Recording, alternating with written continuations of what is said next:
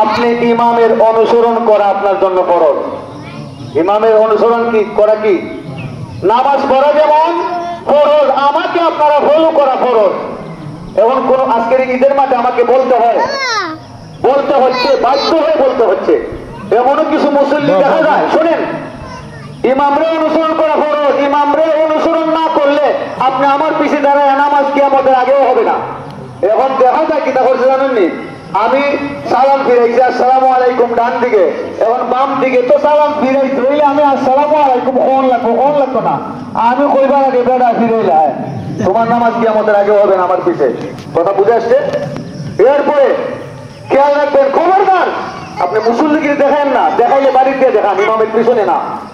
আপনি আমাকে ফলো না করলে, আমাকে আপনি যদি না মানেন তাহলে আমার পিছে আপনি নামাজ পড়বেন না, ফলো করবেন না, হবে না। কার কথা? মা এখন দেখা যায় সুবহান রাব্বিয়াল আযীম কইয়া আমি স্বামী আল্লাহু লিমান হামিদা কইবার আগে বেড়া গেছে সুজদা।